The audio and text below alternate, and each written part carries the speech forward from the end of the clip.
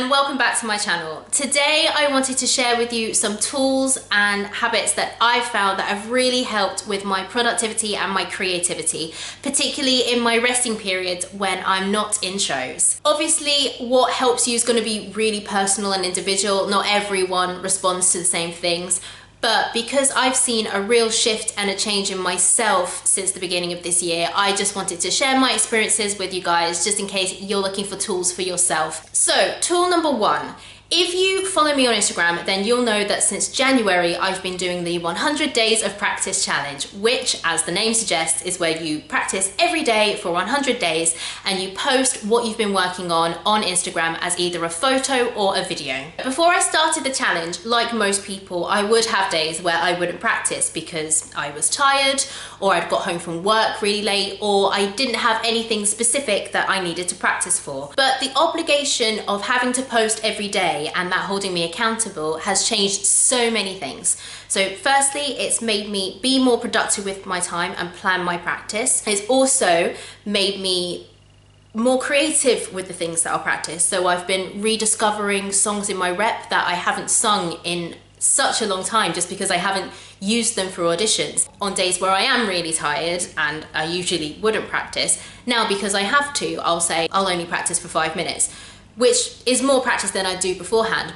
But also I will end up practicing for more than that 5 minutes. Or I will practice for 5 minutes or 10 minutes or however long, and then go on to practice something else. It kind of snowballs in that kind of way. The other thing that this challenge has given me is that I've finally started properly teaching myself the ukulele. So way back in my 3rd year of my undergrad, I bought myself a ukulele on a whim because it was summer and exams were over and I wanted to. And over the years, I've kind of picked it up and played for a few weeks, and then I'll put it down and not play for months. And obviously I've never got anywhere with it. But now, because of the practice, I've actually started properly learning it. The reason it started was one of those snowball moments. I'd done some piano practice, I'd done some singing practice, I was feeling super musical, and I was just like, I'm gonna pick up my ukulele and play it, why not? I'm not an instrumentalist. I kind of used to be, but not a good one. Singing is what I love to do musically, but I can read music and I can read chords and things like that. Every logical thing in terms of making myself more hireable as an actor and things like that has said that I should learn an instrument. And every time I've played my piano or picked up my ukulele, in the back of my mind is I should be learning these instruments to put on my CV so I can get more jobs. And that's not a bad thing, and it is true. But the great thing about this challenge is that practice has become the point rather than producing something that I'm then going to use for someone else, if that makes sense. And because of that, it's really kind of freed me up to do the kind of music that I enjoy doing. And again, with ukulele, I think for ukulele, it's taken off the pressure of, because when you start out an instrument, you're bad, right? No one starts out an instrument being amazing. Knowing that I need to be good to put it on my CV, but I'm not good, was kind of a barrier for me. Whereas now, I just enjoy playing it for myself. And then obviously, if I get to a point where I'm like, this is probably a good point to put it on my CV. If I get to that point, then great. But right now, I'm enjoying playing it, and enjoying playing it has got me so much further. It's just been really nice to be more playful with what I'm practicing. So I would definitely recommend an 100 days challenge, particularly if you want to build a daily or weekly habit. There are loads of 100-day challenges. After I finish 100 days of practice, I want to try 100 days of writing, because I know that's one.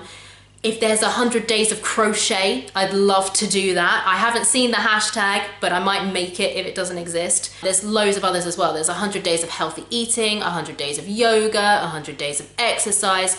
There's also lots of photo ones, so there's 365 days of photos. But it's just a great way to hold yourself accountable in a really fun way. And if you're not on Instagram, you don't have to do it on Instagram. Some people I know blog their 100 days of things. People do them on Facebook. Or if you just get a cool, nice diary and find a fun way to log it every day just for yourself, if you don't want to share it with anyone, then I think that would also be just as helpful. But yeah, it's been really great for me. I've really enjoyed it, and I would highly recommend it if you want to try to build a habit in a fun way. So tool number 2 is bullet journaling, which was recommended to me by one of my castmates in Panto this year. So pretty much since leaving school, I've had a real problem with staying organized, making sure everything's noted down and keeping track of what's going on in my life. The tools that I've used for the last 3 years is buying diaries. So this is the diary from last year. And at the beginning of the year, I would always be really good with these. I would always note everything down in them, carry them with me, make sure I kept them up to date. And as you can see here, this is March of last year. Oh, I've just noticed that this has a mistake on it. It says March 2108. Oh, that's embarrassing. Oh my gosh, they all say that. The whole of March is 2108. We went forward in time. That's hilarious. Oh gosh, April as well. Sorry, this is a complete tangent. From March until December is 2108 in this diary. I literally did not notice that, ever. Yeah, okay. That's another reason not to buy diaries, guys. They make mistakes. Where was I? So, at the start of the year, I would always be really good and I would write down everything that was going on, make sure I had it with me, keep it up to date. And then the middle of the year, kind of the spring and summer months, it would be completely empty. I would just not use it. And then it would get to kind of October time, autumn, and I'd feel guilty about not having used my diary, and I would suddenly start using it again right up until kind of December time. Yeah, lots of writing there. And you know, that would not be great because firstly, it's a massive waste of paper, just 6 months worth of empty double pages. And secondly, it just wasn't a useful tool for me. So this is my bullet journal. If you don't know what bullet journaling is a system where you use different bullet points to mean different things. So you start off with what in bullet journaling is called your future log. In normal diaries, it would be a yearly planner. So that's where you plan out things for the year. Then you have your monthly planners, and that's where you put in tasks or events for the month. And then you have weekly spreads, and then you have daily spreads. So that's tasks for the week, tasks for each individual day. And I found this a really useful, really creative way to keep organized with my time. The main thing that I found it useful for is keeping track of how changeable my schedule is. So with the yearly planners, they don't give you a lot of space to write in. So for the month of April, each individual day is a tiny space. So if you have things in the future that are happening, but multiple things on one day, that's not very good for logging it. But then also, as is the case with me, if you've got things that might be happening in that month or things that you want to achieve by April, well, we're on April, so April say, but I don't have a set date, it's kind of difficult to know where to put that. Whereas in bullet journaling, you make the spreads, right? So my future log, if you can see, well, you can see because you're watching the video, is just big boxes. So it's not set dates. And then obviously there are some things in here that do have dates. So the workshop I did in January has a date. So it has the 25th and it's got the time. But it means that you can put multiple things for multiple days, and you also have more space just to write things. The other thing is also, as well as things being planned in advance, not being set in stone, my weeks are really changeable. So at my resting job, I'm now casual. So the days that I work when I'm not in an acting job change from week to week.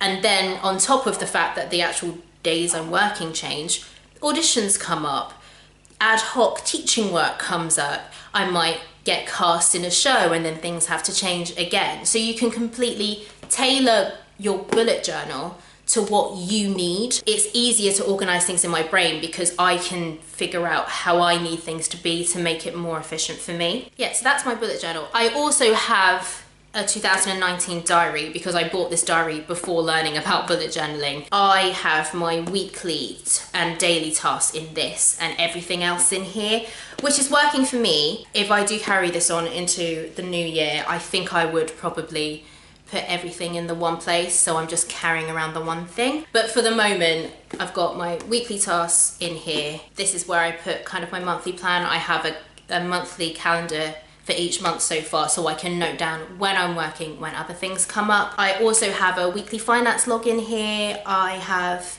habit and mood trackers. I have my positives log in here as well. I've been doing a positives log for the past 3-4 years, so that's in here. And I also use this as a notebook, so when I've gone to workshops and things, instead of taking a different notebook, I'll just do my notes in this. If you wanted to, you could use the one notebook for literally everything that you do, which is great for me because I am a compulsive notebook buyer and stationery buyer. I would definitely recommend this. I've found it really helpful so far, and I can't see that changing anytime soon. So yes, bullet journals, we love them. The last tool that I want to share with you guys is having designated spaces for different activities, which I've found so helpful since moving into my new place. Before I was living here in my current place, I was lodging, which meant that the only space I had was my bedroom. There wasn't a designated workspace and a designated personal space. I was working a lot of the time on my bed, kind of sitting on my bed, on my laptop. It just wasn't a conducive environment for being productive. Now in my new flat, not only is there a designated living space, but also my boyfriend and I have a shared office space as well. We have a spare room where we use it purely for work. The big thing that that's done is, one, it's made the bedroom purely a sleeping space. We've been able to make it screen-free apart from our phones, which we use as alarms, which has meant that my sleep is so much better because when I'm in the bedroom, I'm getting ready for bed. It's just a designated bedroom space, which has really helped. In addition to that, the office space is obviously an office space, so that's where I'll do a lot of my self-employed admin, like sorting out receipts and sending invoices and things like that. It's where I do my serious practice. So for example, for singing, if I'm preparing for an audition, I will typically sing in the office where I've got my music stand and things. So that's become a designated working space. But also the living room has become a really playful, relaxed space, which in terms of being creatively productive has actually been really good. For example, my ukulele is right next to me right now. I found ukulele to be a really fun, relaxing thing that I enjoy doing. Part of that is probably why I practice my ukulele in the living room as opposed to in the office space. But having a playful space has been really helpful with things like writing for me as well. Being able to write in the living room in a non-work space, in a space where I do things I enjoy, has made writing a lot less stressful and a lot more playful for me. And it's not even poetry or spoken word, even vlog videos, I find that I write them in the living room because I've associated this space with doing things that I want to do and I enjoy. And so not only do I not have the stress of needing things to be good or perfect or fully polished on the first go, I think also I don't have the guilt of I should be doing something else necessarily. So those are some of the tools and habits I found that have really helped me with my productivity and my creativity. I really hope that you found this video useful and interesting, and if you have any videos that you'd like me to do, then please leave them in the comments. See you soon, bye!